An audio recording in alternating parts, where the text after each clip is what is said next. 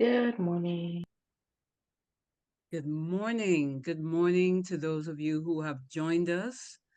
Warm welcome to you to this celebratory event. The usual housekeeping rules apply. Please mute your microphones. And we are also happy to advise you that interpretation is available. So just look for the globe at the bottom of your screen. Click on that for the preferred language, and we are providing interpretation in Spanish for Spanish speaking participants, many of whom have registered, and we're very happy to be part of today's event. So let me again say welcome to our event in partnership with the Caribbean Culture Fund. For those of you who don't know me, my name is Sonia Gill, and I'm Secretary General of the Caribbean Broadcasting Union.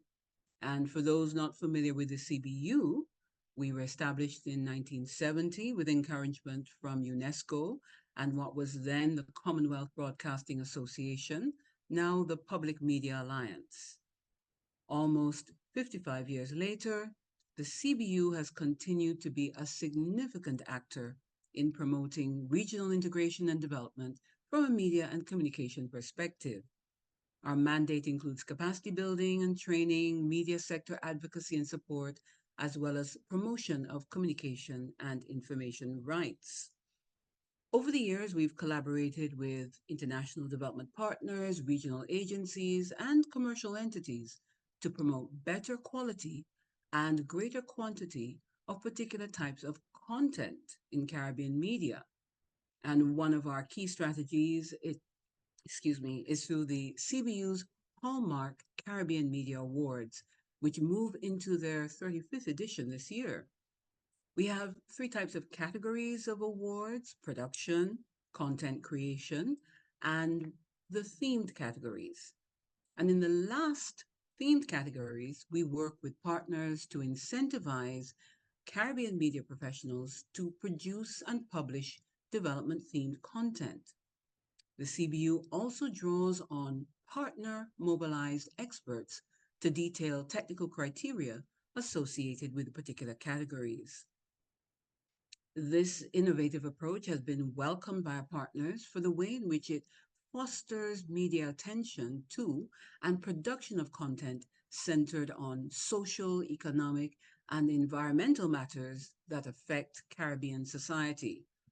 We've also found in this competition an ideal way to spur content creators at media houses on their own initiative to research, produce, and publish or transmit on these selected themes. So, when CBU was approached by the Caribbean Culture Fund, it was in many ways a natural partnership. Of course, you understand that Caribbean indigenous media continue to be in competition with large multinationals who deluge the region with appealing and entertaining, but not indigenous content. We have to rely on our homegrown media for content that speaks to our needs and tells our stories. That's why CBU jumped at the chance to partner with the CCF in promoting greater coverage of arts and culture of our region. We look forward to today's event being the start of an ongoing relationship with different strands, including capacity building, sensitization, and of course, through the awards, high level recognition of the great need we have in the region for our arts and culture sector to flourish. And that's why it's such a pleasure for me to welcome the chair of the Caribbean Culture Fund, Madame Michelle Duvivier Pierre Louis. Madame Pierre Louis served as Prime Minister of Haiti from 2008 to 2009, as well as Minister of Justice and Public Security during that period. Upon leaving office in November 2009, Madame Pierre Louis resumed her activities at the Open Society Foundation Haiti, which she had founded in 1995 under the name Fondation Connaissance et Liberté, FOCAL. She is FOCAL's president, coordinating special projects in sustainable development, higher education, and national heritage with an emphasis on human rights and gender justice. Madame Pierre Louis, it is our pleasure and honor to give the floor over to you.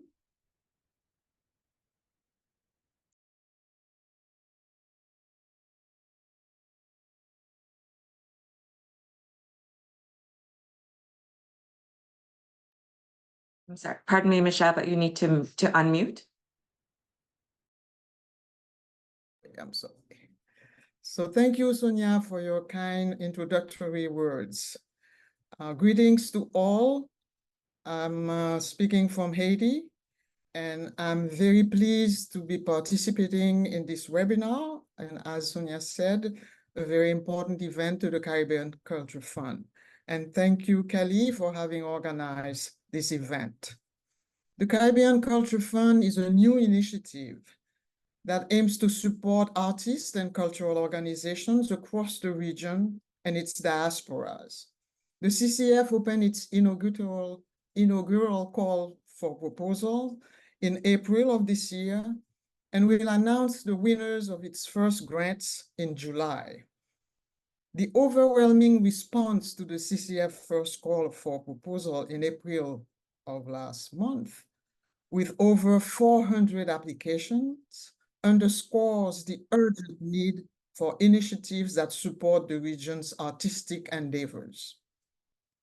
This webinar aims to strengthen media practitioners like the CBU, their understanding of the critical role the arts plays in shaping Caribbean identity and future development, and to encourage increased coverage of arts and culture across the region.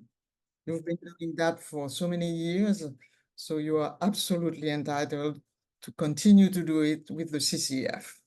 We share a common history of colonialism and slavery, and because of the competition and clashes among the superpowers, we have been divided by language and other colonial heritage, including a relationship to the imperial power that even denies our geographic proximity. The CCF will work to bridge all the Caribbean artistic and cultural institutions and make sure that our geographic proximity remains true to all of us. Despite all this, the arts of the Caribbean have been recognized globally.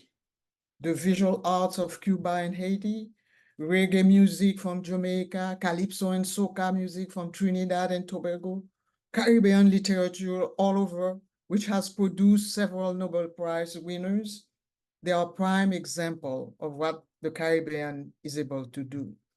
Locally, however, the arts are inadequately supported, and limited financial and infrastructural resources are available to artists, other current cultural workers, organizations, and institutions to support independent cultural production and its circulation.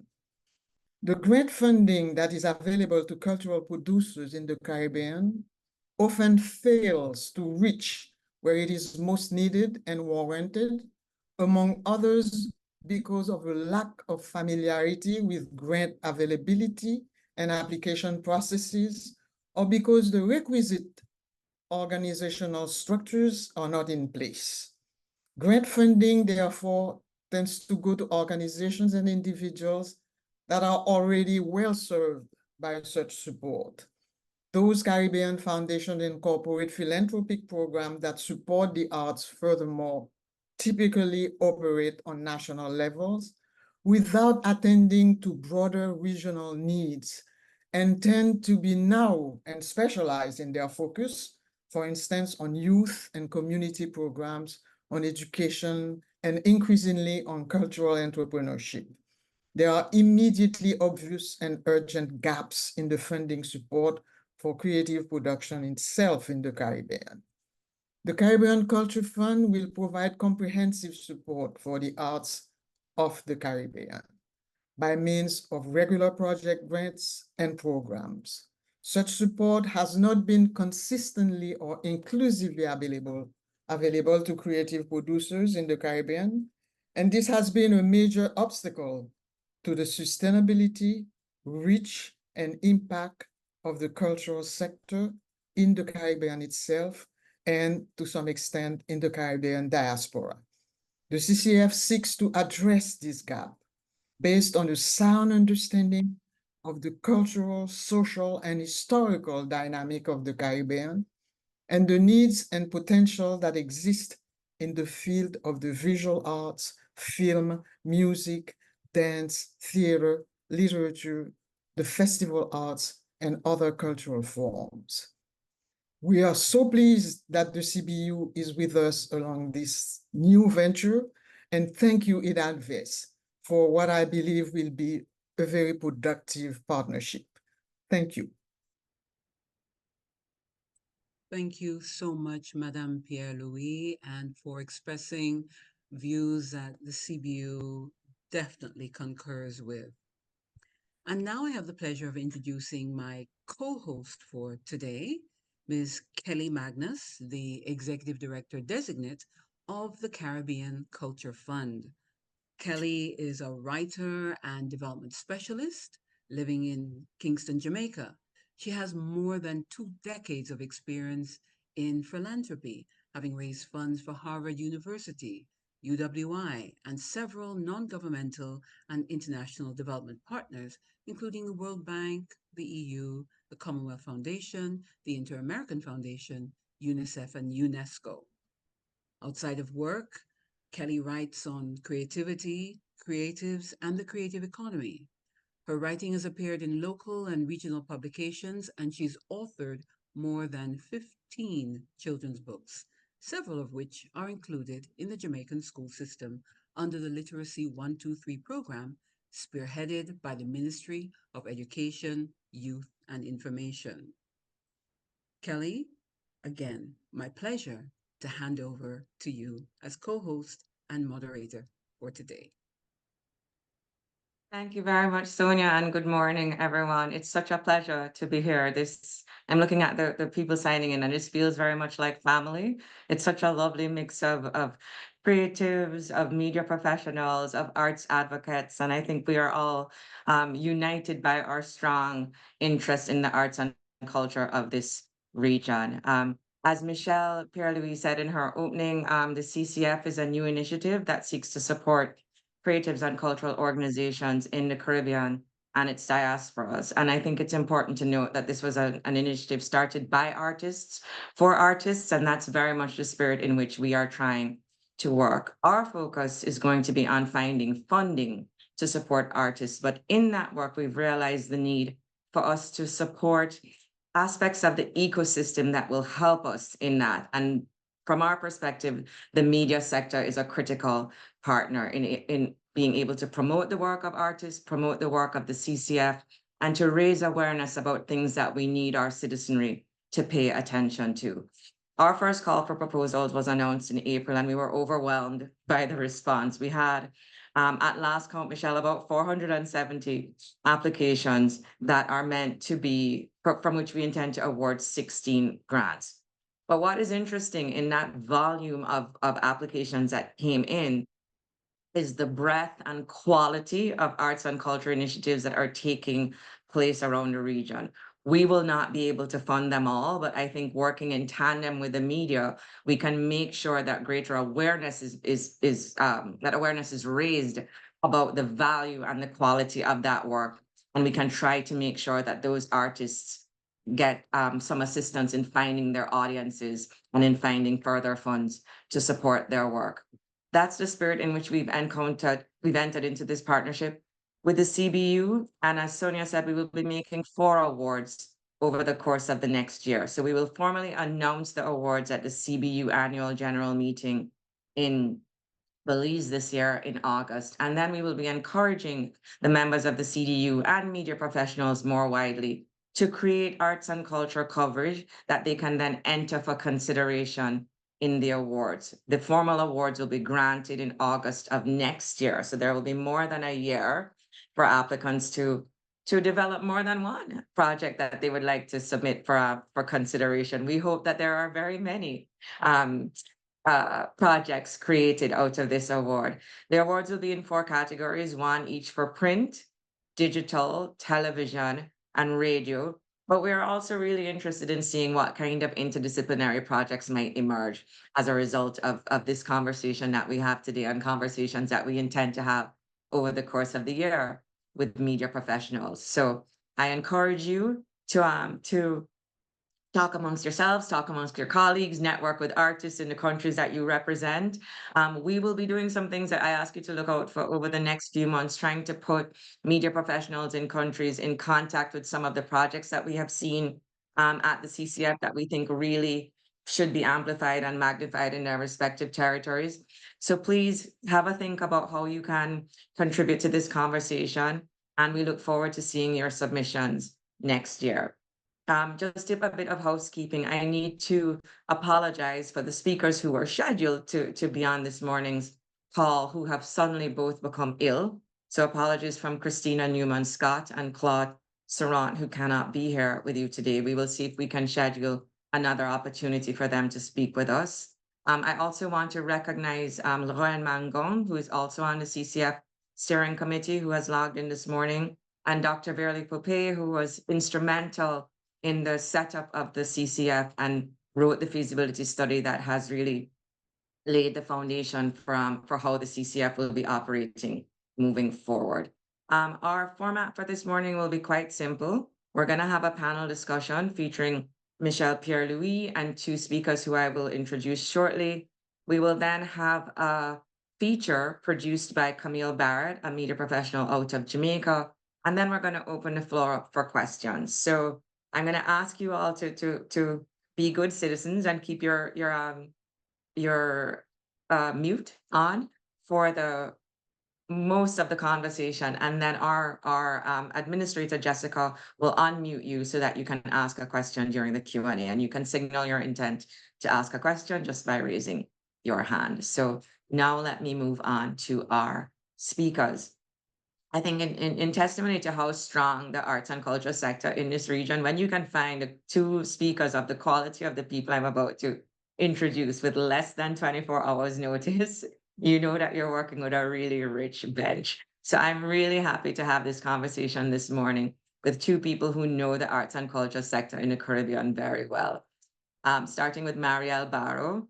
Marielle is the founder and executive director of Caribbean in Transit, which is a global arts education and community development enterprise. Since 2011, Caribbean in Transit has established 5 branches operating across continents. Marielle also does consultancies while serving as the ED of Caribbean in Transit. And most recently, she was the incepting coordinator of the Cultural and Creative Industries Innovation Fund, the CIF, which you may have heard of, which is spearheaded by the Caribbean Development Bank.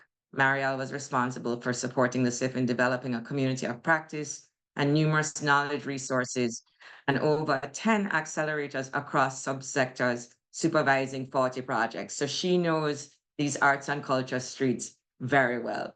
Recently, she also led the UNESCO Transcultural Ecosystem Incubator, which provided support to creatives across the Caribbean. And she'll tell us a little bit more about the specific projects that she worked with that she thinks may lend themselves well to media partnerships when it's her turn to speak. Currently, Marielle serves as the director of a DC Metro for an arts education nonprofit. Marielle will be joined by Christopher Koja, whose work as an artist, writer, and curator aims to explore and affect conventional readings of the Caribbean, revealing alternative narratives and interpretations. Chris was born and continues to work in Port of Spain, Trinidad, as a painter, writer, and curator, and his experience from being from the Caribbean affects how he sees the world. He also looks to investigate the relationship between contemporary and historical conditions and seeks to transform everyday objects into signs or vocabularies to generate dialogue across different geographies, histories, and contemporary experiences. His work investigates the problematic space of post-independence, symbols of power which remain, and shape narratives of development and commercial expansion and profitability. So thank you very much to Chris and Marielle for joining me today. And I think I'll start off the question by probing the title of this webinar a little bit. So we are here to talk about the value and impact of Caribbean art. But that and impact are really loaded words that are subject to interpretation and misinterpretation. So I'll ask each of you, Chris and Marielle, how do you define the value and impact of art to the Caribbean?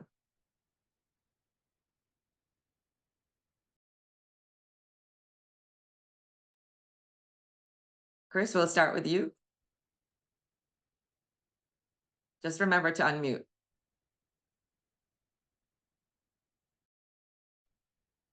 Oh boy, I was hoping that Mario would give a go at that first, or someone else. Yeah, I mean, the word value brings up all kinds of issues. I think because, of course, there is a value. There's a value on a ontological level, developmental level, things that we don't often get to, because I think on a governmental level, we always think about viability, right? Because, and I think that brings up a really important question about the arts, the rationale for the arts, because across the board, not just the visual arts where I function, in the sense that, we know that these places were not invented for people to live and grow and develop. They were labor camps, basically, and that's something we know. So that means the burden of responsibility of converting these shrewd, hostile environments into places for coexistence, where our relationship to land, to each other, to everything, sits within the zone, I want to say, of the industrial complex or the plantation, in the realm of the imagination, right? It's the responsibility of artists. It's part of the process of healing, of growth, of transformation. I hope the politicians don't get angry. And I think really and truly, it's the burden and responsibility of all of us, but artists in particular, because we are the dreamers. And very often, though, I find it remains a challenge, because even though we can talk about value, it's valuable, there's another pressure to be viable, because that's the nature. The Caribbean didn't become shrewd, it started shrewd, is what I'm basically offering to this conversation. And when we get too dreamy, people lose patience with us. They don't have time for that. The shrewdness and the aggression of the social environment has to do with the fact that this is a site of extraction and trade. So when we start analyzing artists, we start from an economic side often, which is a kind of unnatural pressure, because of course economy will come, but economy, it doesn't start from an economy, because it starts from having an idea. And the idea evolves into something that around which an economy can evolve, and an economy in both senses, an economy in terms of ideas, producing awareness, and of course, producing a livelihood. So I'm going to stop there and give an entry point to the others. So I always love being in conversation with Chris, because he's both a poet and a storyteller, and yet he's able to bring the historical and economic aspects of things to bear as well. So from my vantage point, the value really has to do with a certain level of transparency that creatives bring to the fore in interpreting reality differently to how the rest of the community tends to interpret it. We are, I would say, we feel and act on a different level. Sometimes it is more impulsive. Sometimes it is more spontaneous, but it is certainly very profound. And what that brings to the table is a vision for a different kind of future, a vision for a different kind of framework and infrastructure for life, and how various fields interact to produce knowledge, to produce the contours of society. And so the value is human on so many levels, right? And in the humanity that we give away on certain levels, you know, in lieu of capitalism, right, or capitalistic tendencies. And I think that, you know, one of the value that is ignored oftentimes is how the creative industries, not the creative industries, but arts and culture are so important in every sector and in every possible sector of industry that we can imagine. That creative force and that ability to pattern and to merge and to, you know, delve and to go beyond is something that other industries sometimes lack in terms of pushing forward. And I think that's where there's possibility for us for sustainability, if you want to talk about the economic aspect of things, and for, you know, longevity. And to some extent that may, you know, lighten the burden that Chris is talking about in terms of the economic aspect of things, because what I think is difficult for especially Caribbean creative practitioners, but all, you know, all creative practitioners, is to create a business out of their idea, out of their vision. And sometimes it's a burden that is too much, right? It's not meant to go there perhaps, but when you can position yourself within spaces where the economic value of the idea is enough to sustain you, I think that is perhaps where possibility lies for us in the Caribbean. That's where we have to think about decompartmentalizing our society, because compartmentalization is a Western production.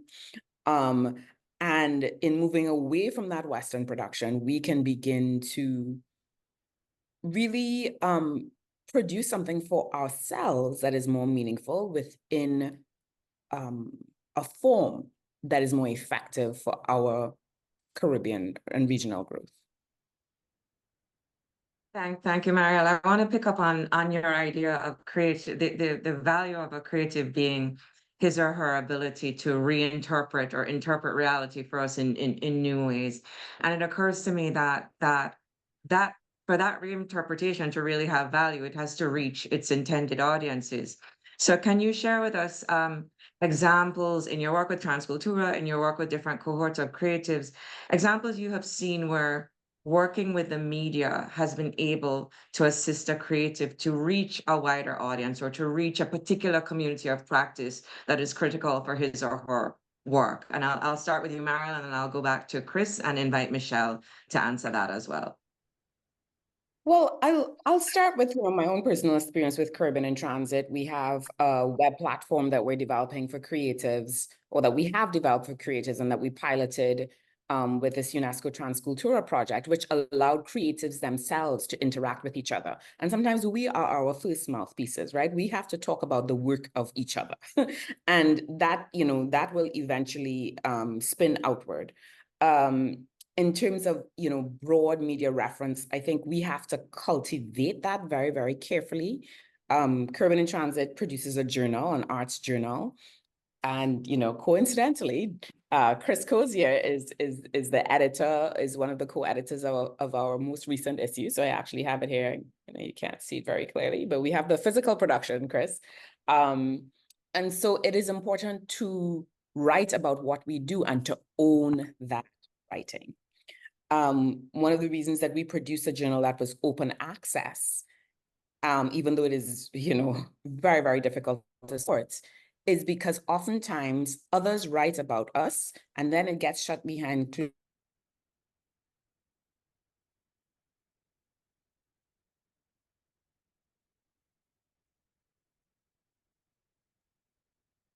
I think we've lost. Oh, Marielle, you're back with us.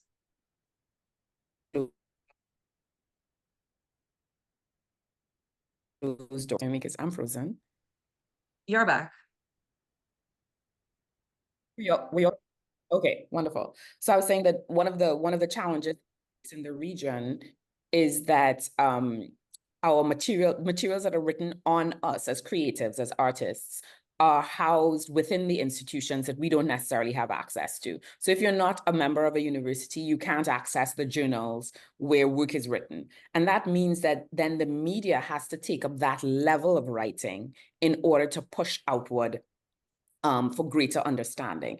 And it's not just the, this is happening, this is where it's happening. Of course, that is critical and important, but it is also the depth of mapping the conversations that are happening, that are connecting to each other, in order for the wider community to understand the depth of the artistry that is happening and the effect that it is not only having, but can have.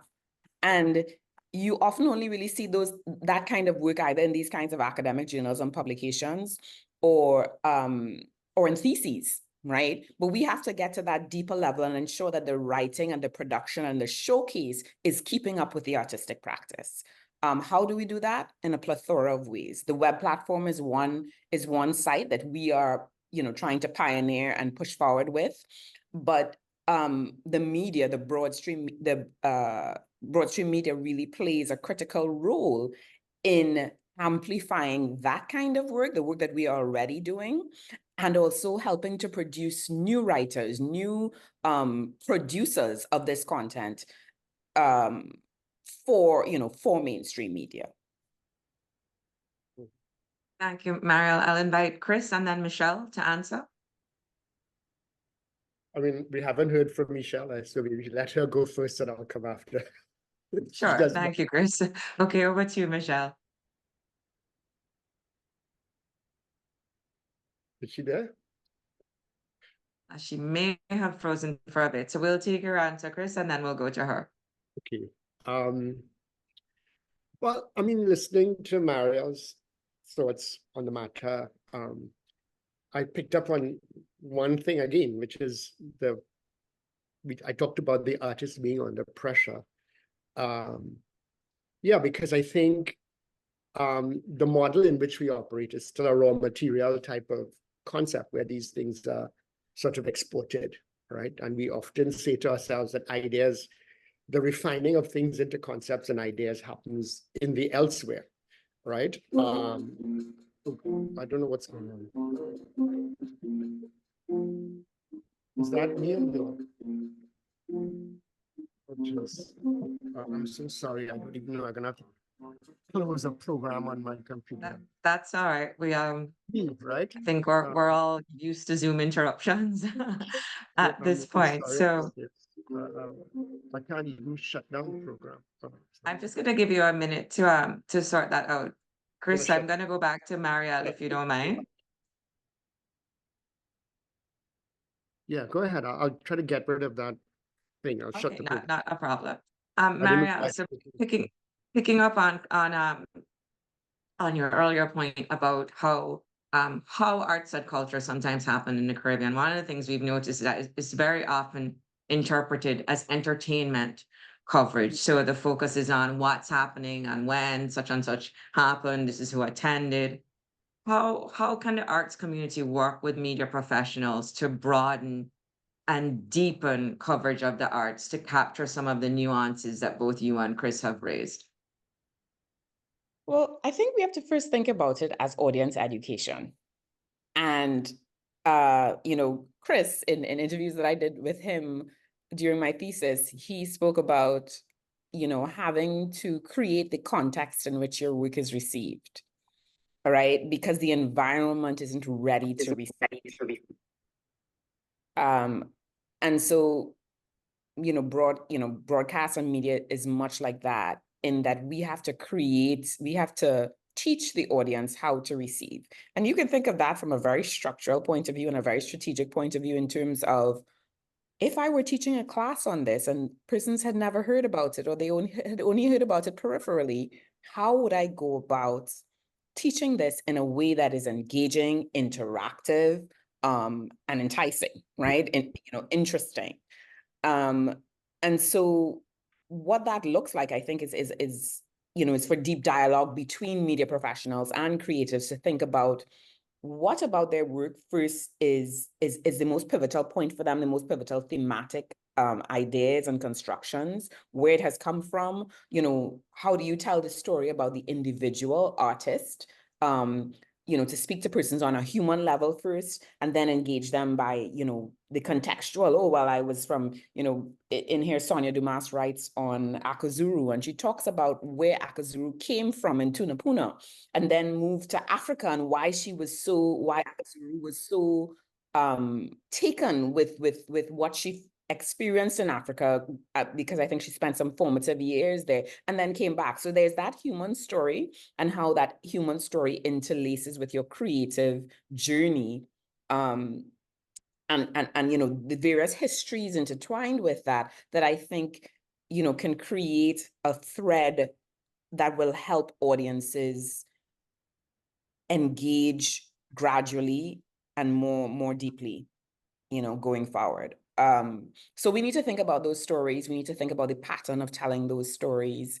We need to think about who tells those stories, right? What is their positioning? Positioning is always so critical, right? Because oftentimes the stories are told from above. So how do we decentralize? How do we flatten hierarchies and those telling of stories? How do we have multiple stories and elevate each story, you know, not to the detriment of the other? And those are, I think, some of the things we need to consider while we are imagining this framework for telling our stories meaningfully. But I'm sure that Chris will say also that there are historical ways of doing this, right? That we've done it for many years, right? Because we are essentially an oral society.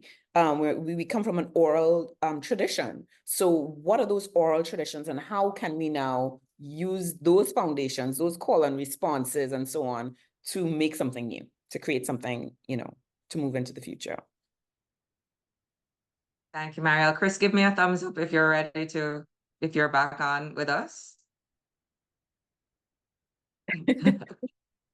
That's a Some- that's a thumbs down. You're muted, Chris. Well, Marielle, yeah, I think he's muting us for a reason. So Marielle, you're staying in the hot seat until I can bring both Chris and Michelle back into the conversation. But I want to pick your brain a little bit, because as you pointed out, we have been doing this for a long time, and you know, it's important. I'd like for our participants here today to walk away with clear ideas of what's happening in the space that is working, what are models that they can look at, to get ideas for new ways to think about arts and culture coverage within their own media houses. So can you share a little bit about some of the examples of things that you think have worked well, either for your platform or for artists within the cohorts that you've worked with, or just examples that you've seen in the space that you think are really good practice? Well, I would say, to begin with, that collaborations between media specialists and creatives needs to be more. And I think that one very successful collaboration was with ARC. And I know Nadia is here today. And so we have, you know, a slew of publications, including Caribbean in Transit. So we had ARC, we have Moco Magazine, you know, we have Caribbean in Transit, that are doing this kind of work. And we are conscious of each other and bring each other into conversation to amplify that conversation. So I think that's one path. Chris seems to be with us. You want to jump in here? Yeah, sorry. My thing is doing something really weird. So I pressed some buttons. So I'm a little confused because I don't have any handles. I've been trying to follow the conversation, but I was a little distracted by fiddling with the technology. No problem. I'll bring you back in. So where we are, Chris, is talking about constructive examples that we've seen, or that you maybe perhaps you've experienced personally, where media coverage has been supportive of your intention to get your art to its desired audience. Well, I mean, I'm not sure. I mean, I know there were moments. I think I overheard some of, you know, there were some attempts in the era, you know, especially when social media came along. I know in the beginning, there was a lot of weird commentary around access to social media in the context of the Caribbean. But some of the scholarship around social media, particularly some of the writings of people like Daniel Miller in England, ironically, indicated that the Caribbean was, and Trinidad in particular, was very adept at people jumping on to social media to tell their own story. You know, I think there's a whole book on internet usage in Trinidad, kind of creating some contradictions in terms of how people understood conversations of access. Obviously, in the Caribbean and in Trinidad at that moment, people wanted to be heard. They wanted to tell their stories. And what struck me is in the early phases of social media, particularly things like Facebook and all the different platforms on the road from Facebook to Instagram, regardless of all the issues, you know, the transition from extractive capitalism to that sort of, what do they call it? Information, data, you know, capitalism. Is people in the Caribbean weren't thinking about those things. They were just thinking, this is a viable platform to tell my story. And in particularly because of some of the divides that were spoken about in the early introductory remarks, it really brought us together, because when you're sharing images, language doesn't necessarily get in your way. And when people started sharing images on Facebook, on other platforms, you know, and then Instagram, we suddenly got to know each other's practices, each other's works.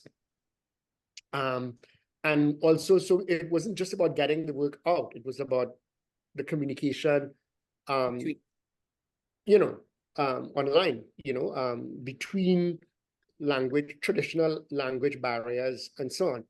So I think in the era of ARC, in the era, that was one of the factors. It wasn't just the physical magazine that people like Nadia had imagined, but it was the media platforms. And because we didn't, you know, we're not living, say, like if you're living in New York or London or somewhere, you could walk to the corner store and buy the latest magazine, right? So people needed platforms, and traditional media in the region was a little bit slow, you know, in jumping onto that platform. Then they themselves started going onto the internet, right? So yeah, I mean, I think there was a groundswell of interaction, communication, which increased people's understanding of what was happening from, you could say, the late 2000s into where we are now. But I would like to come and say that I'm not sure it's exclusively about creating value, because I think in the media now, I think the media in the region is faced with a new challenge, which is that in that moment, it didn't just bring the islands, the production of artwork within the islands into communication with each other. It also brought the diaspora and the region more closely as well. And that's when things became a little more challenging for the media in the region, because the region and the media the media in the region tends to focus exclusively on local matters, you know, and I think, right, and not just local matters in terms of local artists. So, because what's happening, if you draw a sample or a line at any moment in time, right now there may be like 3 shows in London with artists, 3 or 4 shows or 5 shows in London with artists from the Caribbean, another 3 or 4 in New York or somewhere else, or Paris, you know, and so there's something really weird. So it's not, Caribbean art is no longer just about what people in each respective island may be doing, but it's also what a person from your island, where you are a media practitioner, may be doing in somewhere else in the world, or, you know, and it's really, really confusing, I could imagine. But the thing about social media, you know exactly what's going on at any given time. So in a sense, it puts a kind of pressure on the media in the region to get on board with the dynamics that are going on within the current moment. I don't know if that brings another element for us to discuss. And if I'm can gonna invite Michelle back into the conversation if she's available, but Michelle, just turn your camera on there you are. So if I'll let Michelle answer the question, and then we'll go to Marielle, and then I want to pick up on Chris's comment on social media. Over to you, Michelle. Thank you, Kelly. I can only speak of my knowledge of what's going on in Haiti, because I hope the CCF will help us to know better the other islands and what's going on, except for a few experiences in terms of both audience and value that we had recently, because I'm also the chair of Le Centre d'Art. And Le Centre d'Art is the oldest institution in Haiti that was created 80 years ago for the promotion mostly of visual arts. But as a matter of fact, all the other medium get to the Centre d'Art, whether it's music, theater, dance, storytelling, literature.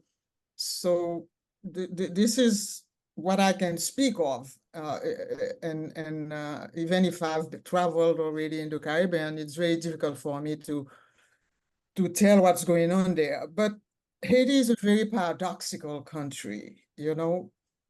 We don't have any theater in terms of infrastructure. And yet for the past 19 years, we've had a theater festival that plays in the streets, in the markets, in any public space, and the media is always there in Haiti, because the festival is every November, the end of October, November, and it starts with a press conference, and also it's like an event. You know, all the artists from all disciplines are invited.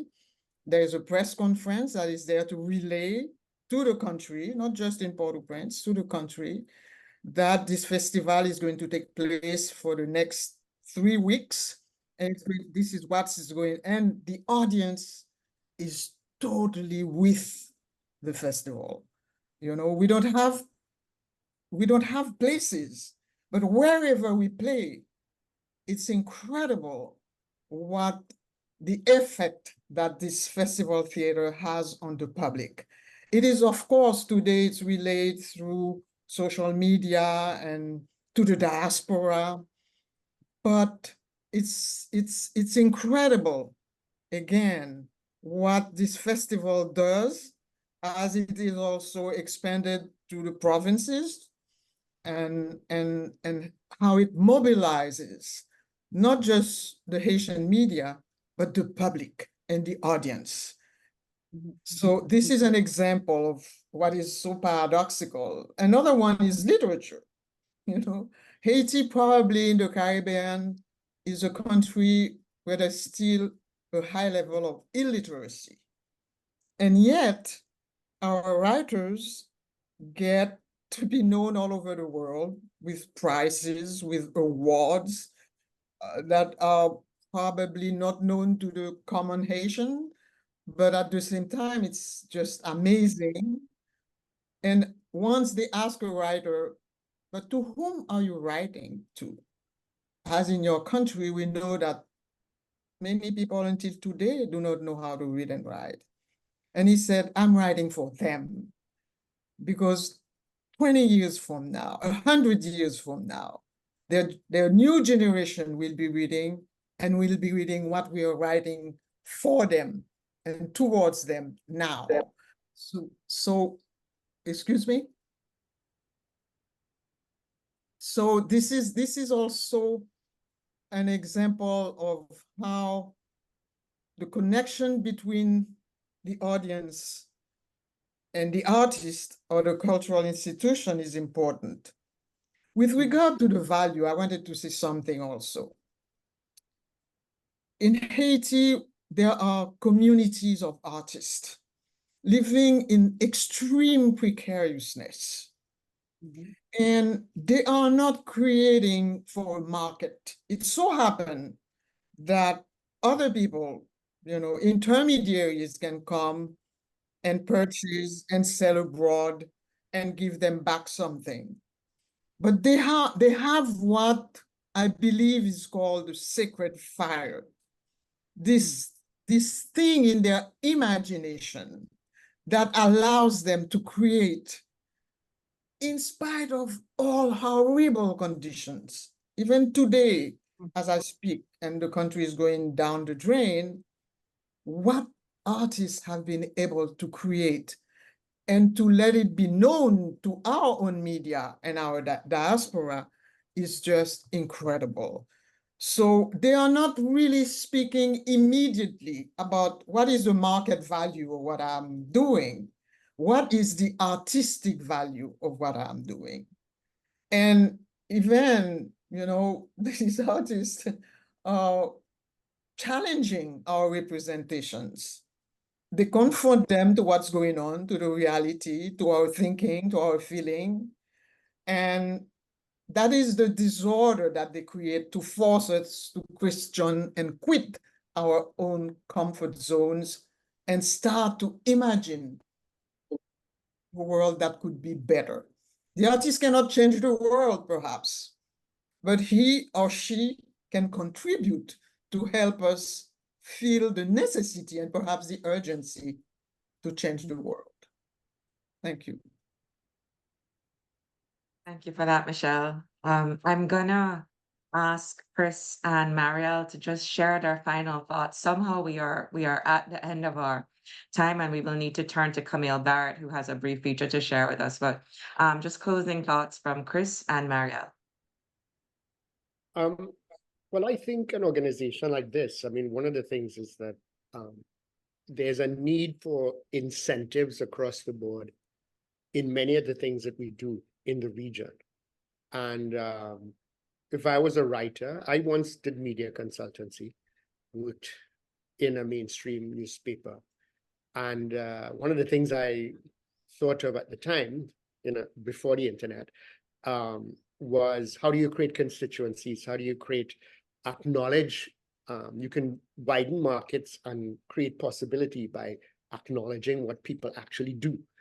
And but then there's the editorial pushback and the ownership and advertising pushback, right? So we're always in that deadlock.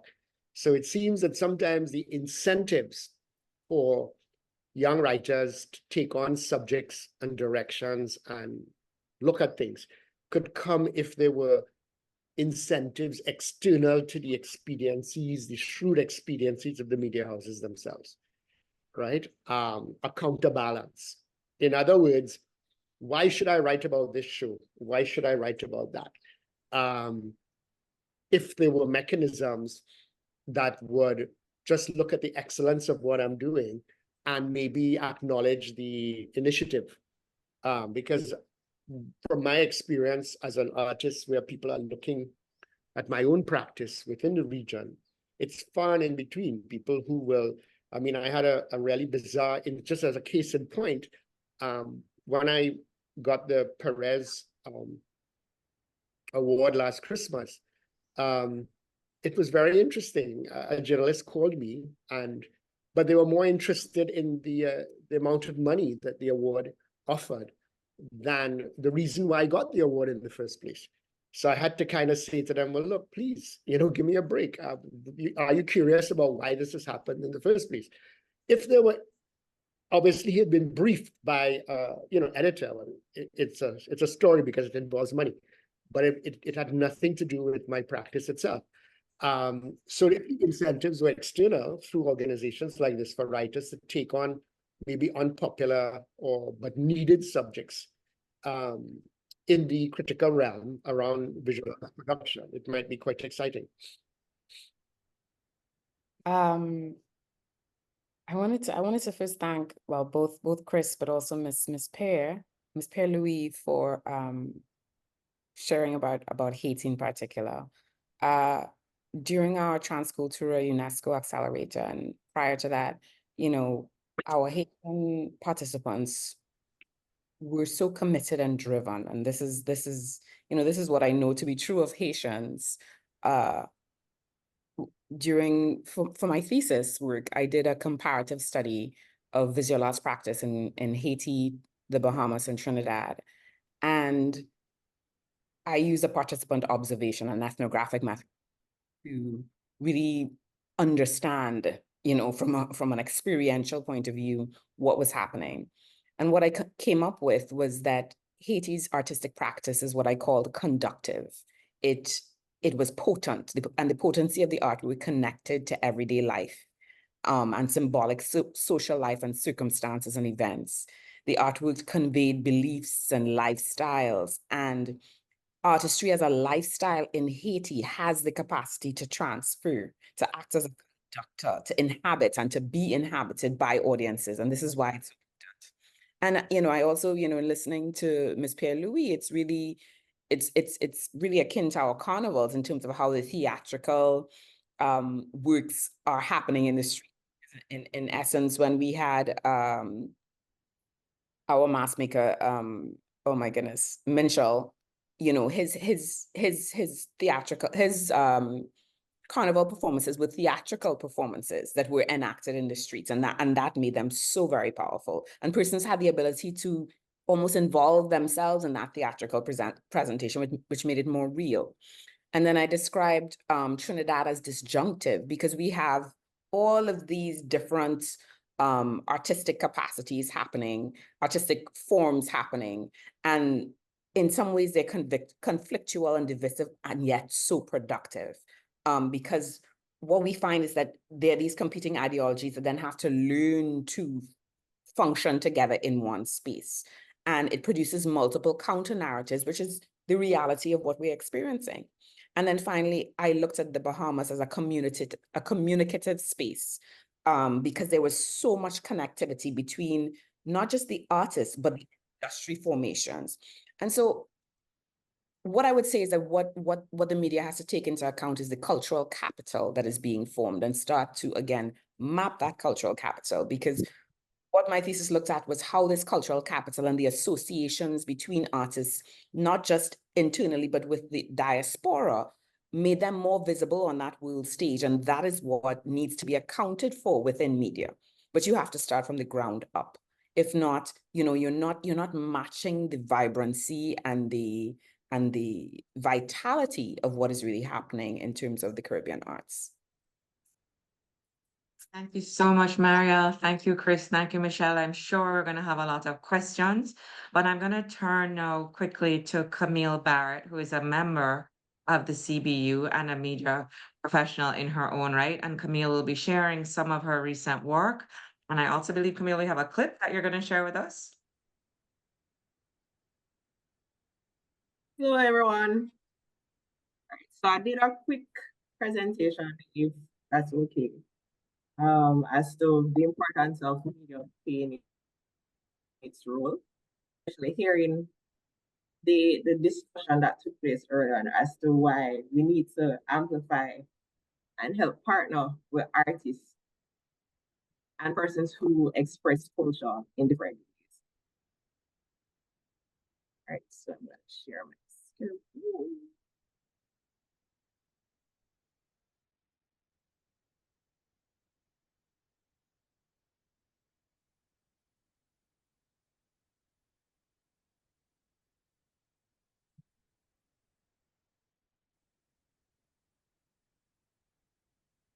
All right, so good morning again, everyone, and thank you for having me.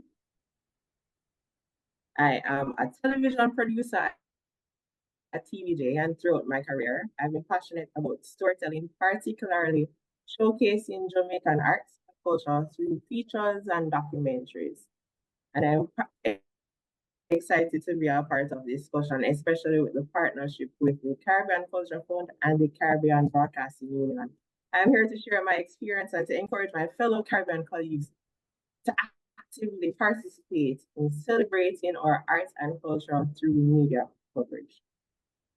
So in the Caribbean, we share a common history and geographical location, which connects us and has influenced our broad culture. However, it's our cultural expressions that distinguish the islands. The way we celebrate our festivals, types of culinary cuisines, music, dance, traditions, and art are all as diverse as the islands themselves. We should celebrate them, we should document them for the world to see. Earlier this year, I traveled to the beautiful island of Carriacou and Grenada to meet family. Learning and experiencing the culture were the highlights of my trip. Seeing how similar and yet how different the islands are to Jamaica.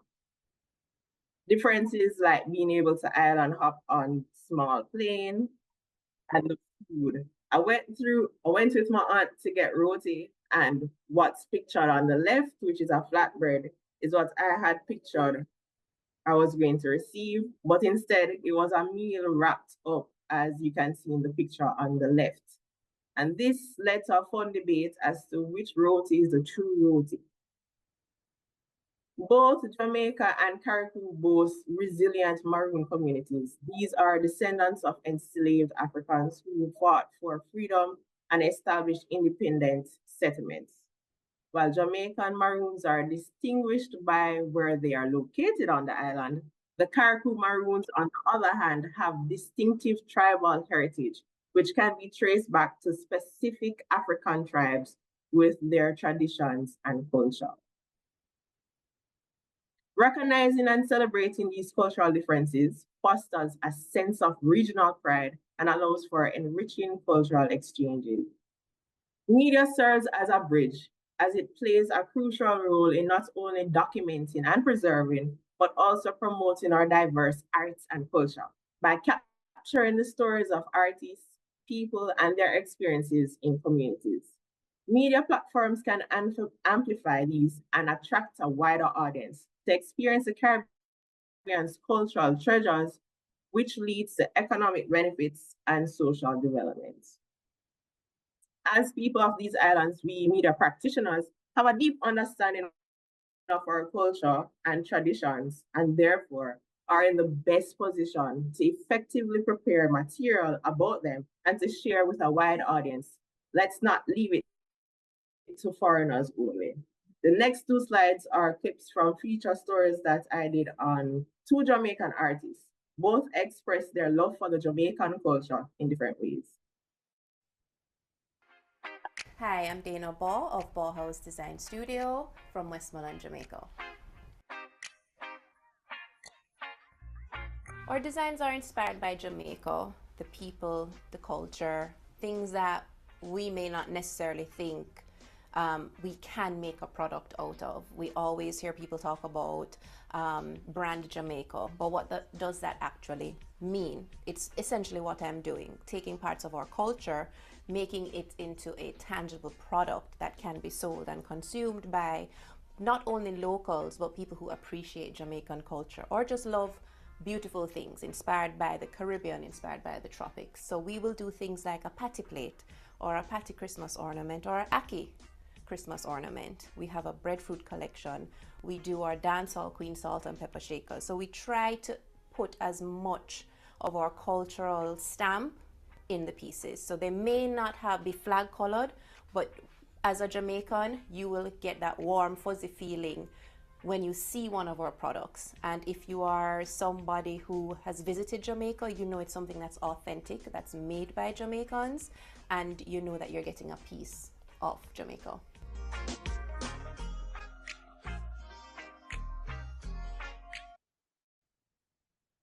Hi, my name is Roshane Drummond, a local sign artist from Whitthorne, Westmoreland, more popularly known as Bug Art.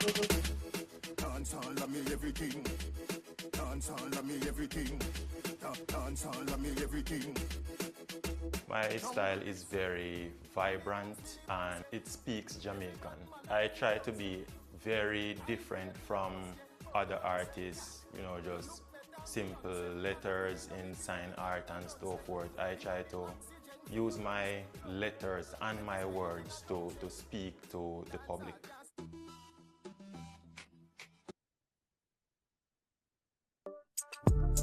When you want to be different, you try to do something different.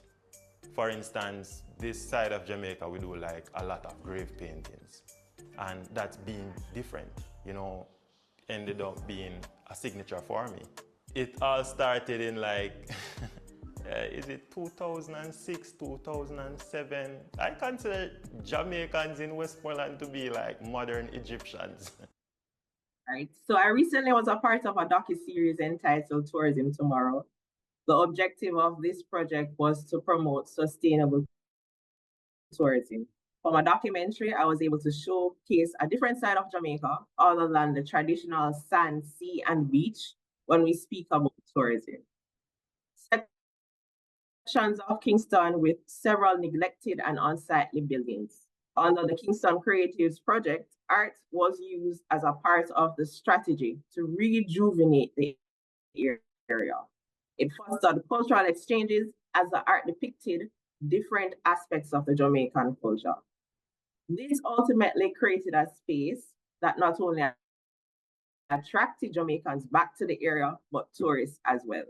Small businesses such as restaurants and furniture shops in the area benefited with the increased interest.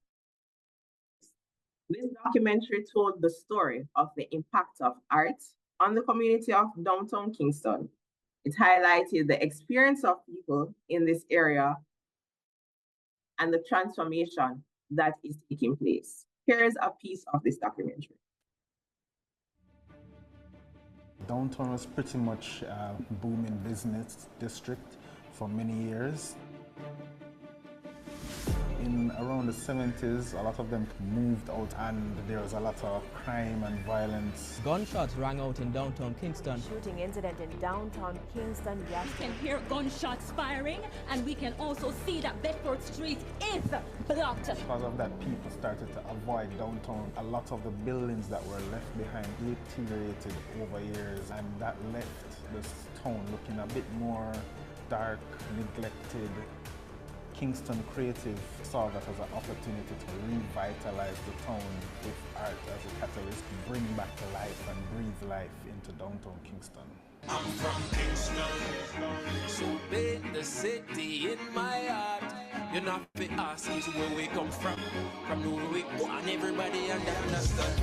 Sorry, ladies and gentlemen, good morning again, or is it afternoon again? Sorry, Pascal, give me 1 minute. Unfortunately, Kelly had to step away. Sonia, it just, I know to call on you again, sorry about that, but can Not a you jump in problem. and handle the Q&A? I'm so sorry. I just realized that the stillness was getting to everyone. So my apologies again, and thank you again, Sonia, as usual, and enjoy the rest of the day. Thank Thanks, you everyone. so much.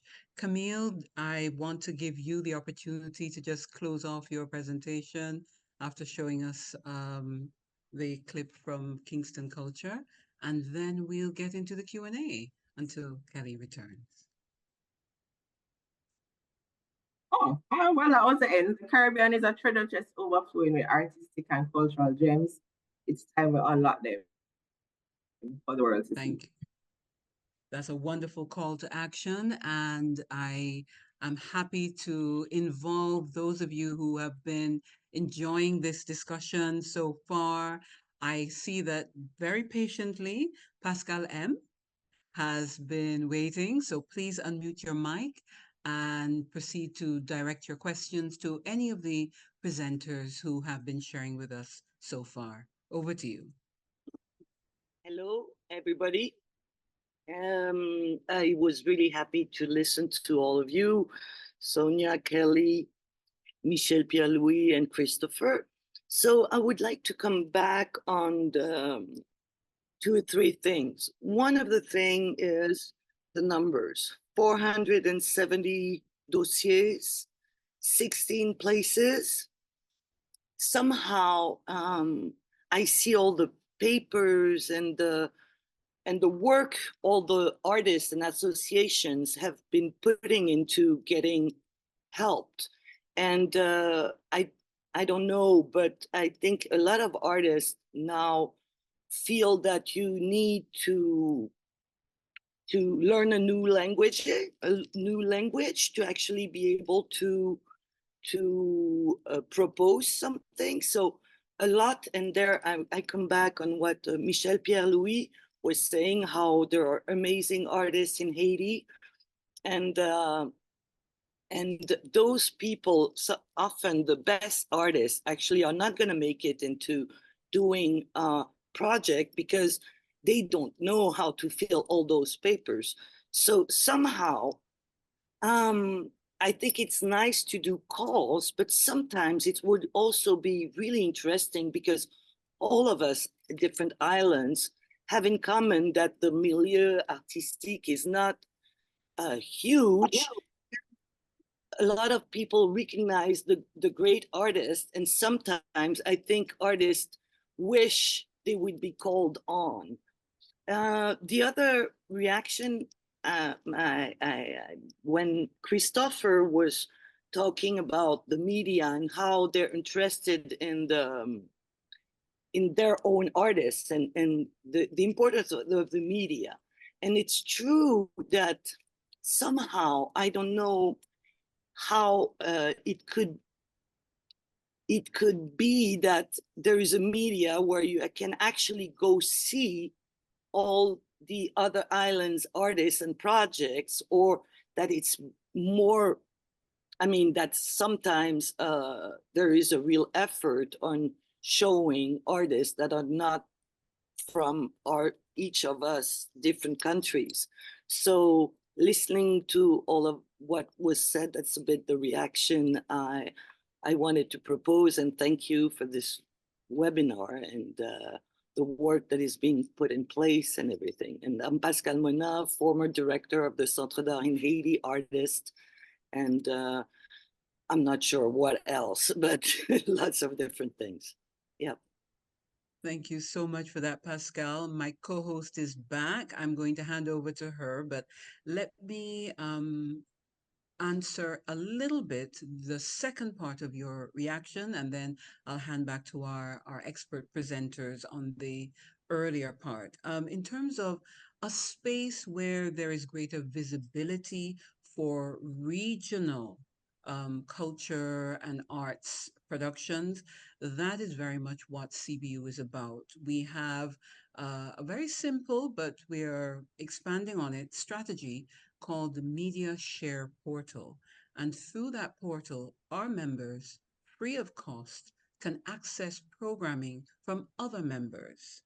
And by making that content available, our members meet their own needs for relevant, interesting, appealing content, and the interests of those who are featured in that content are also available. So I would want to suggest that CBU is part of the solution to that issue of lack of visibility across jurisdictions, because our membership is from the Dutch, English, French, and Spanish Caribbean, and they all have access to that simple strategy. It's not the final solution, but we do believe it is a very useful contribution. So that's a little bit of a response on your second point, but I hand back to you, Kelly, for your moderation. Of course, Michelle. I'd Over like to to you. answer Pascal. Hi, Pascal. Nice seeing you. Though Hello.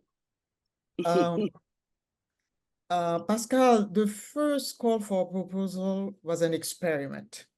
Okay. It took us 3 years to get to the first call for proposal. You know, it was a long process to set up the CCF. We had 8 forums with artists and cultural institutions from all over the Caribbean and the diaspora to understand better. And each forum was about a specific issue, you know, and we really, it took the time. We wanted really to create something that would make a difference. So we took the time to get to the point where all the logistic was ready to launch the first call. We never expected to get 400 and over 400 responses. That was amazing to us. When we got to 80, we said, oh my God, we're not prepared to do, you know, even to process all that. And what we learned also, as you said, is that a lot of artists cannot go into the, you know, writing a proposal, you know, uploading things on, even if it's about their own production, you know, uploading all that on. So we are in a process of reflecting seriously about how else would we reach those artists We already had a session on Mentora, you know, how to help them and what have you, but we're really thinking about many different ways of first bringing the artists together, because that's also a very important aspect of what the CCF will have to do, depending on the medium, depending on the field. So we are really thinking about that, and also how to bridge the geographic proximity. We are close. If I have to go to Jamaica, I have to go to Miami first, you know? So how do you circumvent those difficulties? How do we reach out to the grassroots artists? We are really thinking of the best ways to bring their artistic creation to the Caribbean, to the diaspora, to the world. And your comment, believe me, is well taken into account, and we are in the process of imagining other ways to bring the Caribbean artists that are not equipped to showcase their artistic production, to bring that to light and to make sure that they have the audience that they deserve. Thank you. Yeah. Thank you for that, Michelle. I just wanted to add two other practical things that we're doing to respond to the the issues that you've raised so thoughtfully, Pascal. One is this partnership with the CBU, which, as I mentioned at the top of the call, will be a year-long effort to try to sensitize media professionals around the region about arts and culture coverage. And we are right now in the thickets of trying to sort out this first call. Our jury is deliberating now. But what we hope to do once we finish that call is to ask permission from all of the applicants to share their information with media professionals in their respective countries, so that we can try to raise awareness within each country about the work that is happening there. There are fantastic projects that, whether or not they're funded by us, deserve to be amplified. But we first, to adhere to the data protection laws, we first have to get the permission from the applicants to share their data.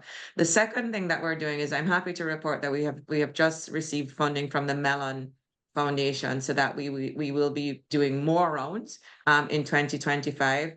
And one of the specific initiatives under that project with Mellon is to institute some match grant funding. So what we're trying to do is to encourage new donors in arts and culture space. We will provide half the funding, and we'll invite them to provide the other half. And with that project, we're going to try to see if we can fund smaller projects that require slightly less difficult proposals, and that can be a little bit more flexible in their orientation. So we know the challenges. We're trying. One of the reasons that the CCF is trying to be so deliberate in seeking out partners and working with partners is that we want to stay focused on the funding. We really want to try to fundraise as aggressively as possible and bring more money into the sector.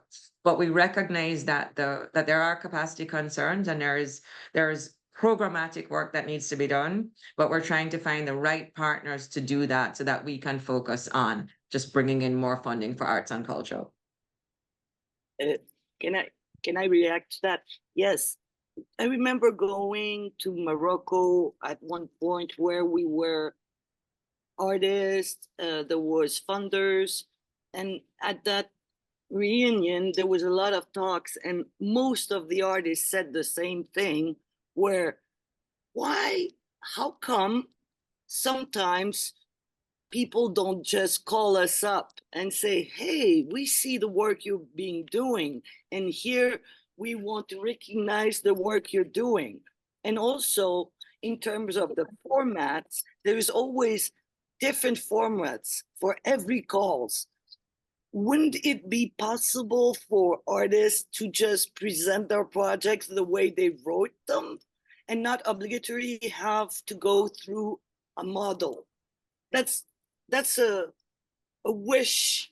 I don't know. Sometimes that I think a lot of artists, I remember in Morocco, most of everybody was like, can't we just do one project and we send it the same way to all the different calls? but every time there is a different. So I don't know. I'm just putting it out So there. I'm gonna, no, it's a good point. And I'm happy to tell you that we are working with a new initiative called the Caribbean Philanthropic Alliance that is trying to get funders across the region to come together, standardize the information, make it a little more uniform. It's still very early days, but that is the goal that we are working towards, so that the submission process is more seamless. But I'm gonna go to Sonia Dumas, who I believe has been waiting for a while, and I do have to play time cop here, so I think we will have time for 2 more questions. I'll go first to Sonia, and then we'll take 1 more. Thank you very much. I'm trying to get my video on here. Okay, there we go. Yes, I just had a suggestion because I had suggested this many years ago in one of my articles, where in terms of getting a higher profile for the artist through the media, is it possible to perhaps get the support of a corporate entity of a couple? It's usually going to be a bank or something like that that can afford, that has a kind of marketing budget for the whole year. Get that entity to sponsor a section of the paper, like every Friday or every whatever. And one of the journalists writes about an artist in that particular country. So you see, in that way, there's the spot is paid for, number one, in the media, whatever media you're talking about, and traditional or social, but probably it's going to be traditional, but can cross over to social, as most of them do. And then it gets a profile of different artists every week. That is the artist can get some sort of, some sort of exposure for, and that it doesn't cost the artist anything. It doesn't cost, it costs the corporate sponsor, but then they look good when they do that. So that's their benefit. And then you have, this set allocation of space in the paper or in the media that can do that. You can cross it over to video as well, but I'm just saying the written thing is a little more permanent and or could be more accessible in certain spaces and so forth. So I'm just suggesting one way in which media and the arts can work together, but also with the help of a corporate sort of initiative that will look good. That's a good corporate citizenry coming out, and it's not going to cost them that much because they have a marketing budget that they've already mapped out for the year anyway. This could just come out of that. So that's just a suggestion I was wanting to share. Thank you very much for that suggestion, Sonia. I'm sure there are CBU members here who will be happy to follow up on that idea. We have time for just 1 more question. I don't see any raised hands.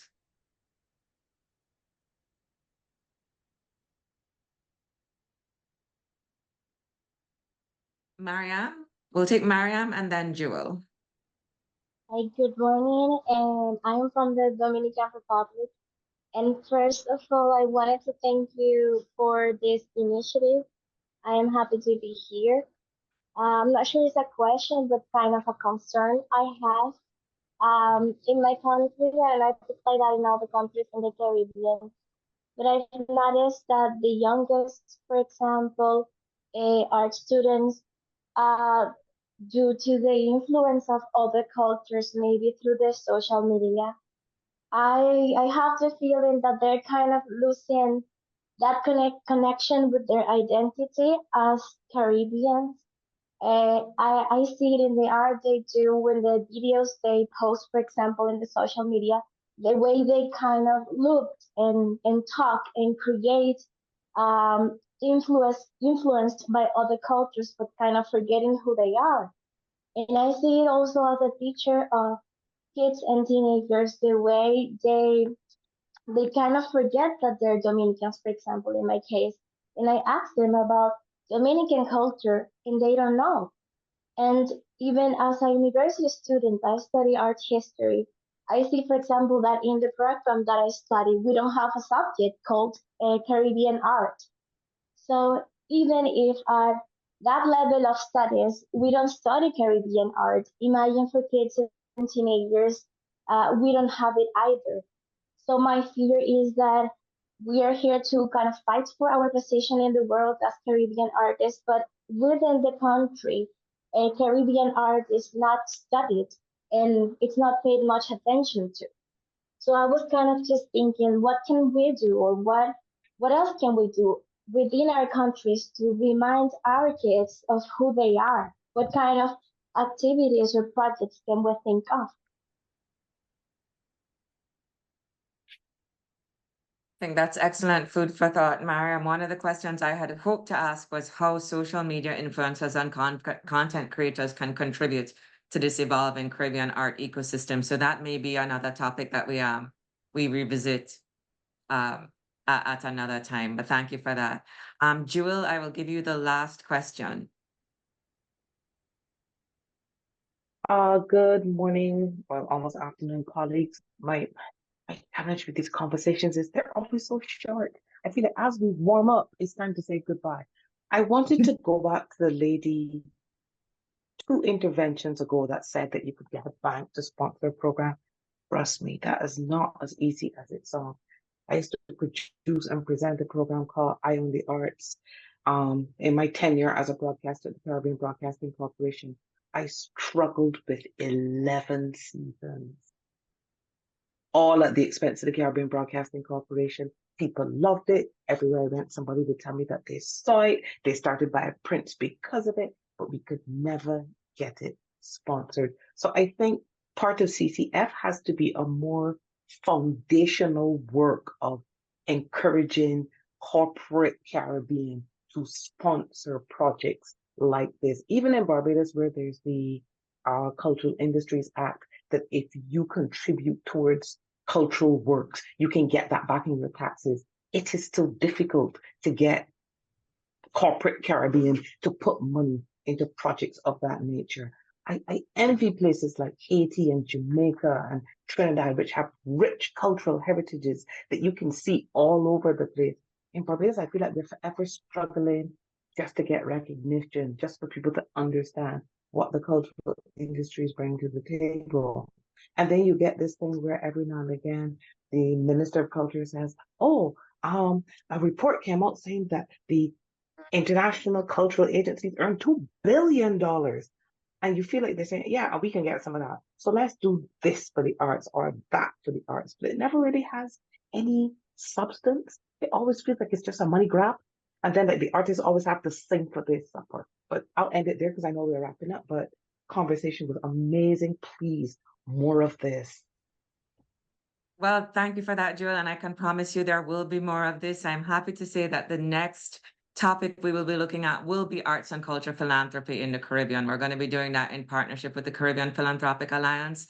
And what we hope to do with that conversation is to showcase things that are actually happening. So there is a lot of good stuff that is happening on our individual islands, in our individual countries. We want to create a platform for sharing that so that we can catalyze replications of those good initiatives across the region. And with that, I agree with you that the conversation was too short. Quickly, let me just say this. I firmly believe in being the change you want to see. Please, if you need my help, however small, call me. I'm in. Well, Jewel, I have your email, so I will take you up on that. But with that, it's just left for me to thank, first of all, my co-host, Sonia Gill, who the CBU has been so fabulous to work with. I think we're looking forward to an incredible year of working together. More conversations like these, and of course, the awards that we're very excited to kick off in August and to encourage a year of what we hope will be increased arts and culture coverage. Thank you to Michelle Pierre-Louis, Marielle Barrow, Christopher Koja, Camille Barrett, and thank you to Jessica from CBU and Chris from CCF who have helped us with the arrangements today. Thank you to Janina, who is translating for us in Spanish. It has been such a pleasure to work with you all. If you haven't already signed up for updates from the CCF, please do so. Our website is CaribbeanCultureFund.org, and we will be having an exciting summer of announcements starting on July 11 with the awarding of our first grantees, and followed thereafter by the announcement of our second call for proposals. And there are more webinars, more conversations like these hopefully some in-person events as well throughout the rest of the year. So please stay tuned. There is so much richness in this group of people assembled today, and I see conversations happening in the chat. People who are starting to think about working together. I hope you've sparked some ideas about your own arts and culture coverage, and we look forward to seeing all the great work that is produced. Thank you all for joining us, and I look forward to speaking with you again soon. Thank you. Thank you all. Stay well. Thank you all very much. And this conversation will be shared digitally shortly after today's meeting.